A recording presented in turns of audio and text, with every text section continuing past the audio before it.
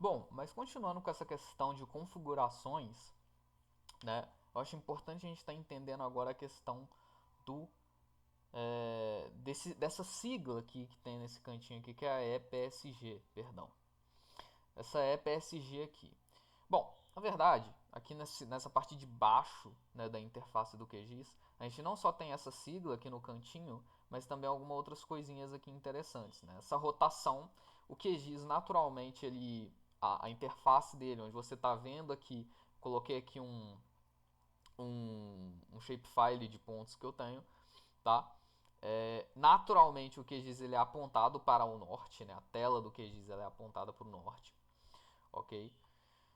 Mas você pode, obviamente, estar modificando isso mexendo aqui. Então você vira em 90 graus, 180 graus e assim por diante. Beleza? E aí você vai se reorientando com base nisso, tá? Por exemplo, aqui o, a, o norte tá na parte de cima da tela, beleza? Aqui o que está na parte de cima da tela é o oeste, tá? Aqui, obviamente, o sul e aqui o leste, beleza? E aí a gente volta pro norte de novo. Enfim, é... E aí, a gente tem também aqui essa lupa. Confesso que eu nunca utilizei, tá? Essa lupa do QGIS. Eu mais quando preciso mexer mesmo, mexo com a roda do mouse que vai estar mexendo aqui na escala da, da sua visualização aqui, beleza? E aqui, como vocês podem ver, a gente tem as coordenadas. Só que assim, essas coordenadas aqui são são da UTM, beleza? São coordenadas métricas. Se eu estivesse utilizando outro datum, vou explicar para vocês agora o que, que é, aí você poderia estar vendo números diferentes aqui, beleza? Enfim, vamos pro EPSG. Eu não vou explicar muito o que, que é, qual que é a dessa sigla, a história por trás dessa sigla. Se vocês tiverem interesse em saber, vocês podem pesquisar, só buscar EPSG, coordenada e tudo mais, vocês devem encontrar, beleza? Uma historinha bem interessante, mas em suma, o EPSG são uma série de códigos e cada um desses códigos, né, dessas numerações, representam um determinado datum junto de um determinado sistema de coordenadas. Beleza? Vou clicar aqui para eu mostrar para vocês especificamente. Então, ó, aqui em cima para vocês provavelmente vai estar vazio, porque vocês, né, aqui é o sistema de referência de coordenadas usado recentemente. Aqui eu tenho os que eu já os que eu já utilizei, mas para vocês provavelmente vai estar vazio ou vai ter só um ali, enfim, a não ser que vocês já tenham usado o programa, tá? O que vai aparecer para vocês mesmo é esse aqui de baixo, às vezes até fechado, né? Vai aparecer só aqui esses dois, né? Sistema de coordenadas geográficas e sistema projetado de coordenadas, fechadinho, né? E você vai ter que ou você abre para procurar, o que eu não recomendo, porque tem um monte de coordenadas, um monte de EPSG, perdão. E aí, pô, para encontrar ele não vai fazer sentido, faz mais sentido que você pesquise por um datum específico que você queira utilizar, tá? E aí, é... bom, agora começa a parte um pouco chata de explicar. Cada EPSG é um código, como vocês devem imaginar. Obviamente você não vai procurar pelo código, a não ser que você saiba o código. Geralmente o que você precisa saber, mais mesmo, é qual datum você quer utilizar. Beleza? O que é um datum, tá? O datum é um sistema de referências, beleza? Ele é um... como vocês já devem ter escutado em alguma aula, alguma coisa, o planeta ele não é esférico, perfeitamente dizendo. Né? Ele, na verdade,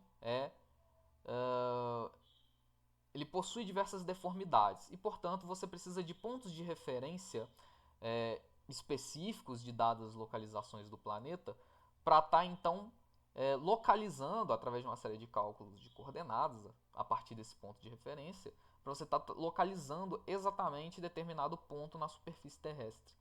Beleza? Sendo assim, né, você tem diferentes sistemas de referências, ou seja, diferentes datums que você vai estar utilizando adequadamente para cada região do globo. Tá? ou melhor, né, com mais precisão para dadas regiões do globo, ok?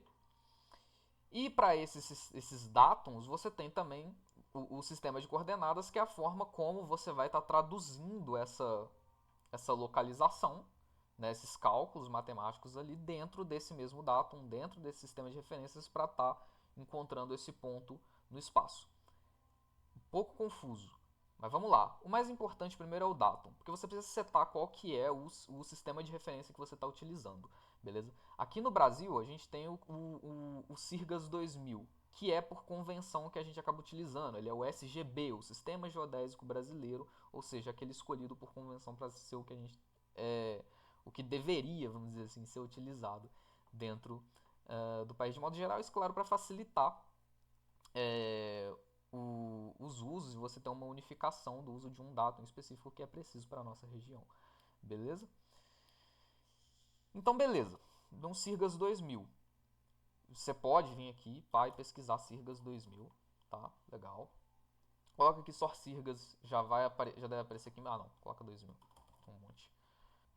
Pesquisou aqui CIRGAS 2000, você já vai ver aparecendo aqui embaixo algumas opções, né? Você tem o CIRGAS, esse primeiro aqui, em coordenadas geográficas, CIRGAS 2000 EPSG 4674, e tem o CIRGAS 2000 EPSG 4989. Até onde eu sei, esses dois dados eles têm muita pouca diferença, tá? Ou melhor, eles não têm diferença, tem uma diferença num único cálculo ali, então eu imagino que o uso seja muito específico. Então você pode praticamente utilizar qualquer um dos dois, a não ser que ele seja requisitado um dos dois específico, tá? Já aqui, no sistema de coordenadas projetadas por CIRGAS, eu recomendo vir aqui em UTM, Universal Transversal de Mercator, ou Universal Transversa de Mercator, enfim. E aí você clica aqui e você vai ver justamente essa sequência sendo mais especificada, né? Diferente ali da coordenada geográfica aqui, só aparece CIRGAS 2000 e você tem uma abrangência bem esparsa. Aqui no UTM não é o caso. Por quê? Porque o UTM ele pega faixas de fusos de 6 graus ao redor do globo. Então essas faixas, ou no hemisfério norte ou sul, tá?